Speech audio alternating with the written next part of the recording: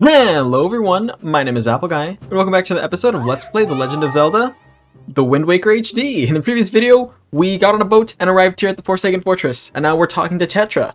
Your sword landed all the way up there? Shoot, I'm sorry, I apologize. I guess my aim was off by a little bit. Heh, the look on your face. Priceless. I slipped the stone in your pocket just before we fired you over there. It's no ordinary stone, either. I can see what you're doing through the stone, and obviously, you can hear me through it. So if you see the flashing A button, you better press that button.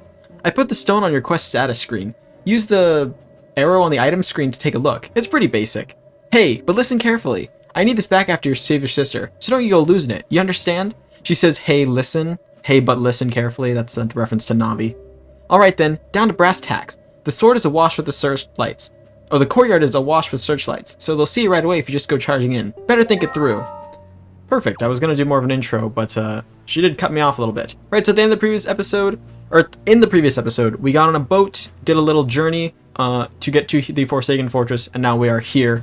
We are ready to continue forth. Something of note, if you look at Link's eyes when you're in an area that has an objective, for example, we are here trying to reach the upper floor, Link will idly look up in the direction of where he needs to go. It's a bit of a way for you to sort of tell what you need to do next. See, he's looking up, which means we need to go up. I guess he's looking down. That's not really important. But wait for him when he looks. He looks towards the destination, I swear. That's it right there. See how he kind of turns his head and looks over at it? Okay, maybe that was terrible, but I swear he does it. This is the courtyard Tetra was talking about. As you can see, there are tons of searchlights, and we want to actually get caught on purpose. This is the most efficient way to move on, because they'll throw you in jail. Link does not have a sword, which means he cannot defend himself, no matter what. Come on, what are you doing? If you start wandering around a place as well guarded as this without any means of defense, you're bound to get caught. At the very least, you should see if there's anything nearby you can use to hide yourself with. Think stealth. See what you can do around there. Be quick about it. Time is short. This was actually fully intentional because we wanted to get into the belly of the Forsaken Fortress as quickly as possible. This is the one room they have for us to hide in, or for us to like get stored in, locked away in, jailed in. So we can break that pot and escape through the very convenient hole they have for us. So the Forsaken Fortress serves as a bit of a mini dungeon. It's not super complex. It should be relatively easy, I think. At least I would like to think that. So now see, we are outside. That's the room we were just in, and we fell off, plus L, plus ratio, plus all that stuff. We can come over here and claim a chest. Pop it open. What do we get? Dungeon map. Perfect. The next thing you want to do is actually fall down. We always want to peek and make sure we're not going to be falling into anything but safety. Safety is #1 priority. And we can step here on this switch, which will open this up, which will allow us to run into this cell and open up a chest. It's a much larger chest than the one that contains the dungeon map. This is our very first piece of heart. Collect 4 of those to complete a new heart container. More heart containers equals more life. So you can see in the top left corner, like most Zelda games, we begin with 3 health, and we can increase that amount up to 20. So these enemies right here in front of us are Moblins. Moblins normally don't pose too much of a threat, but obviously, without the ability to defend ourselves, they do pose a threat. A very large one. So we need to use this barrel and play Metal Gear Solid. We need to wander about. They're not the most intelligent, and they kind of remind me of Pete from, like, Mickey Mouse cartoons. I think it's just the way they walk. And if they see you, you have to drop. If they see a normal barrel, they won't move. They don't care about normal barrels. If you're a moving barrel, and they see you moving, they'll throw their lantern at you, and you will get locked in the jail cell. Which is no good. We want to avoid that if at all possible. And thankfully it is very much so possible. Okay, we gotta wait for this guy to pass by us now. Is this enough? Nope. Okay, chill. We're fine. We're good. We're dandy. There we go. Okay. Ow, you were literally turned all the way around. Okay, here we go. We should be fine. And now we should be able to escape through the door. Into another room. Okay, deep breaths, everybody, deep breaths. Let's see, there is another room over here. Is this Moblinless? It does look Moblinless. Hey, these are mini blins. Smaller versions of the enemies we were just talking about. Those are Moblins. These are mini blins. I didn't used to know their official name, so I came up with a name for them. And funnily enough, the name I came up with for them was Miblin. M-I-B-L-I-N. Short for Mini Moblin. Turns out that's literally just their name. Mini Blin. Miblin. Same sort of difference. Up here we can get a chest. Here we are. A compass. Shows where things are hidden. Now there is no mini-map, as you guys can see. You normally have access to a mini-map in these games. However, there are no mini-maps here. As you can see though, we can see that this is also the scene you would see on your Nintendo, I was going to say Nintendo Switch, your Nintendo Wii U GamePad. You would see this and the item screen. So you would either see this, or you can move over to see this. You have options to see whatever. If you go to the exterior option, you can see those 3 searchlights. We need to deactivate those in order to gain access to the places we need to go safely. Otherwise, as we continue to walk around, we will be caught off guard. Because, as you can see, we need to cross over that ledge that was just shown. And if we cross over that ledge, well, we'll get spotted and taken back to the cell. So it is of utmost importance that we disable these searchlights. Thankfully, we can start taking them out right now. Listen up, Link. There's a monster running the searchlight up there. If you can slay the monster, then just maybe it'll shut the searchlight down. Oh, but you're unarmed, aren't you? All you have is a shield. If I were you, I'd try to use my shield to deflect the monster's blows and see if I can make it drop its weapon. If you did, then you could pick its weapon up with A. But that's just me. What'll you do? Well, that's wonderful advice, Tetra. I think we'll actually take that advice.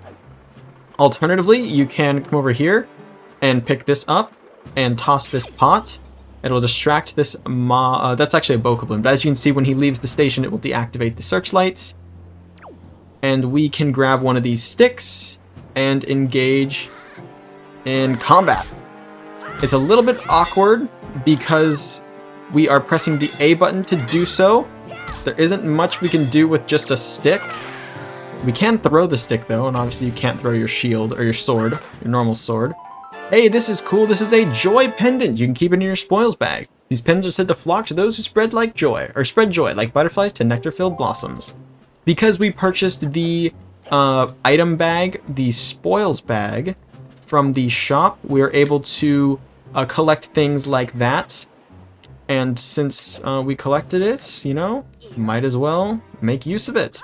We're going to go ahead and hop down now. This is just past that courtyard area where we decided to get caught the first time. This will grant us access to the other watchtower that we can see right here immediately.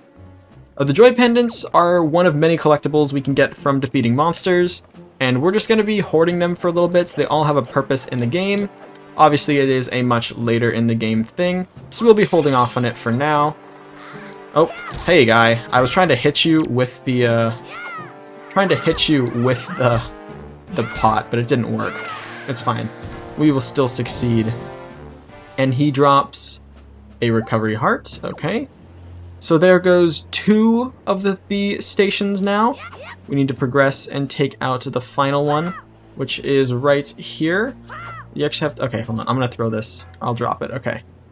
We're going to need to head inside and then outside again through the passageway. So we're going to go in right through this door. Here we go.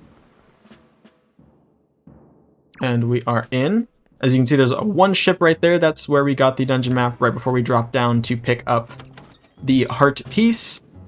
It's a little bit of an odd route that I chose to run, but I think I chose to run, I guess. Odd route I chose to run. I think this is the most efficient way to get everything we need.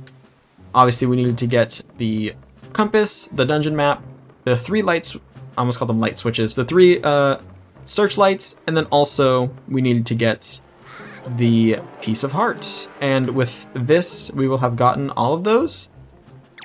Check this out. Hey, catch! Oh, he didn't catch. Uh-oh. Okay, I deflected.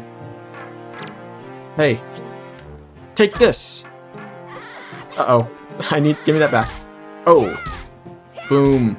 Damageless run. There we go. There we are. That's it for him. And we get another joy pendant. That'll be our second one then. And now we are free to commence our climb. Looks like we're going to need to get to the other... Oh, that's not what I meant to do. Well, I fell all the way back down to where we started. That's fine.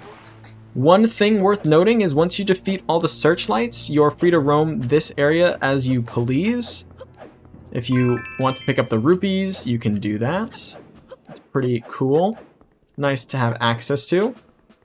I like how fast you can roll. This game is like the Apex Legends of Zelda as far as moving quickly. It's awesome. Let's continue progressing through though. We've actually completed all of the tasks we need to complete. This is a room with 2 boats, by the way. But yeah, we completed all of the tasks we needed to. There are no more searchlights to knock down. We just have to climb our way up to the top area, which shouldn't be too difficult. Let's see. Oh, I didn't mean to walk up here. But it does show a little perspective where we are going. I'm looking... Okay, it's the next one over. There is a shortcut we can create, and obviously I want to create shortcuts because it helps, you know, maybe different routing if you guys were playing along. I fell. That is unfortunate. Fastest way up would probably be going back, which is minorly unfortunate. These double doors take you to the courtyard. Okay, let's try and make this jump this time, shall we? Success! And we're able to continue. I just ran back through the different hallways we had gone through previously.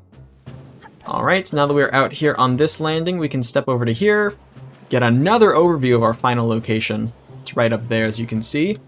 And more importantly, we can push this down to make a shortcut. Well, almost make a shortcut. We're going to have to drop all the way down and finish pushing this underneath the ladder. And I pushed it way too far. Let's line it up nice and evenly. One more. That is truly unfortunate. Don't roll into the crate. That's my advice for creating a shortcut. Don't do what I just did. I have to run through all of the areas again. Big sigh. We're back out here once again, doing it for real. As you can see, that's where I previously pushed down the crate. It failed, and we get to see the cutscene again, which is just wonderful. This back section is just a little back balcony, showing you not much. Besides, you have to go through a oh, hello. Tetra had something to say. What do you have to say, Tetra?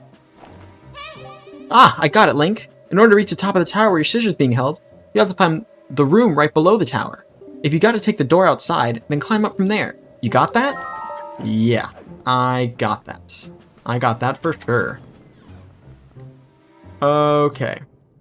Into this room now. You can see there's the door we need to head through, but there are moblins afoot. And moblins have one true weakness.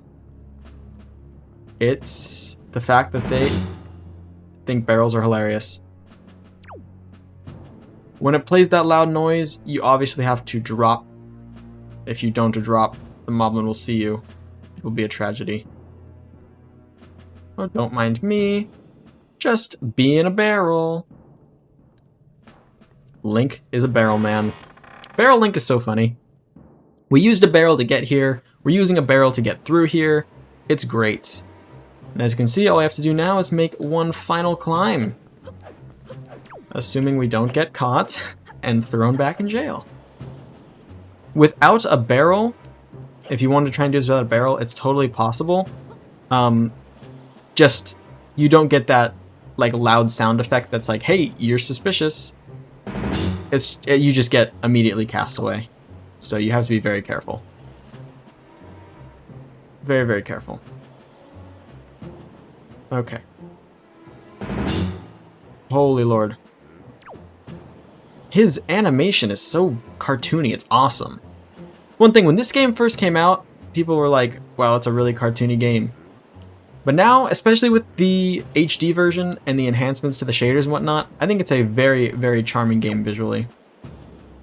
Hey, Moblin. Don't mind me, I'm just a barrel.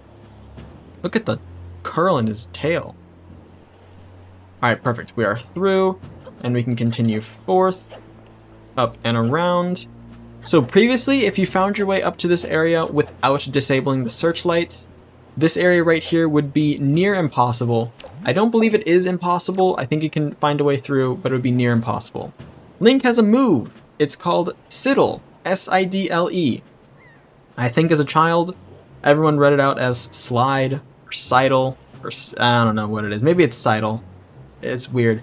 But either way, these search lights would be pointing at the wall where you have to wall hug, sidle, slide, sidle, and you would get caught. So we have to make sure we clear those out, and then we are free to pass through here. Thankfully, we took care of all of that beforehand, and we are able to motor on through into the next area. We can come up here and notice, hey, there's holes in the ground. Hi, Link. Oh, he's so happy. His sword! Woohoo! Uh-oh. There's an evil Bokoblin armed with a sword and shield trying to stop us, but thankfully, you got the hero sword you dropped. Now you're in business. Take care not to drop it again. One could say that this weapon is the hero's life. And they should be careful not to drop it. I have no clue how that was a jump attack. I wasn't holding the jump attack button.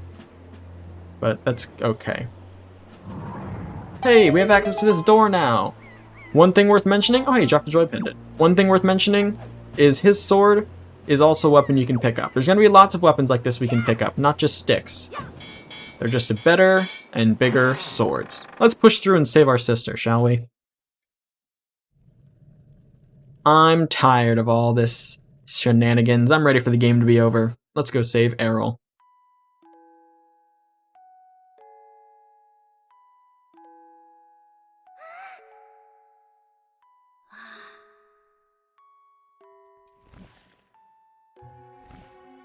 Uh-oh. Do you guys hear that flapping noise? Big Bird is back.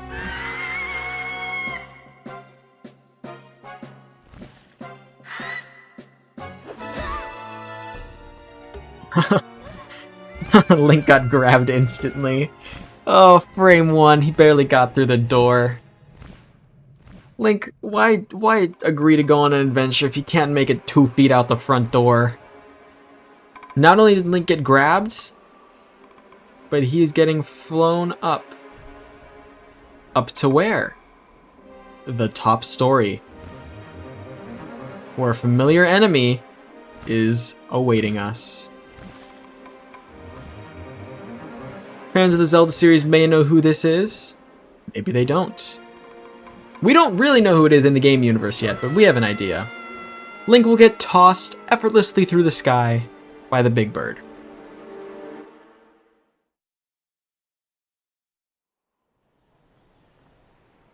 Will awaken, floating in the sea. In a world that's mainly ocean, throwing someone randomly is about how you're probably gonna save them, or end up putting them in the water. Link was saved, though, by a red boat. Link. Link. Wake up, Link.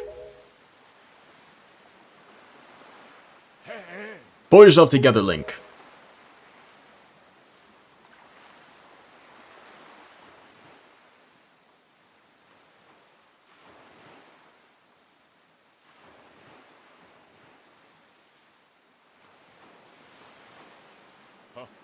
Well, have you come to your senses yet?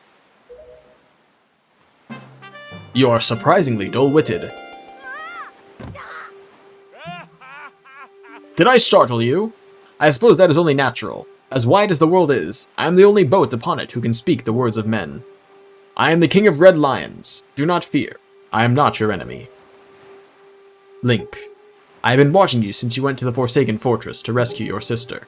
I understand how you desire to protect your sister. Start over. I understand how your desire to protect your sister could give you the courage to fearlessly stand up to anything. But such a bold attempt was foolhardy. I suppose you saw him, the shadow that commands that monstrous bird. His name is Ganon. He who obtained the power of the gods attempted to cover the land in darkness, and was ultimately sealed away by the very power he hoped to command. He is the very same Ganon, the Emperor of the Dark Realm the ancient legends speak of. I do not know why the seal of the gods has failed, but now that Ganon has returned, the world is once again being threatened by his evil magic. Tell me, Link, do you wish to save your sister from him? And will you do anything to save her? I see. In that case, I shall guide you as we go forward, advising you on what you should do and where you must go. Ganon cannot be defeated by human hands, let alone by what little strength you possess. The key to defeating Ganon is locked away in a great power that you can wield only after much toil and hardship. Do you understand? In that case, we depart. To the Great Sea! Ah, but I'm getting ahead of myself. This is actually a bit embarrassing for me to admit, but although I am indeed a boat that possesses the power of speech, I possess no sail. And a boat with no sail can sail no seas. I brought you to the far east of the dark gaze of the Forsaken Fortress. On this island is a town of merchants who deal in a wide variety of goods. If you search hard enough, surely you can find one who will sell you a sail. I'm sorry to ask this of you, but without a sail, I am useless to you. The island of merchants is home to many valuable goods. The information they provide you may come in handy during your endeavors at sea, so listen carefully to their words and heed them well. But remember, there is no time to play. Come back here immediately as soon as your errands are done. And ladies and gentlemen, just like that, we have a new quest. We are unable to save Errol unless we follow the words of the King of Red Lions. So in the next episode of Let's Play Legend of Zelda, The Wind Waker HD, we're going to find him a sail. That's going to be all for now. I want to thank you all so much for watching. If you have enjoyed, please hit like and subscribe, and tell your friends about the series if you think they would enjoy it. It means a lot to me when you spread my videos around. I'll catch you guys all back here next time for the next episode of Let's Play The Legend of Zelda The Wind Waker. Until then, as always, take care.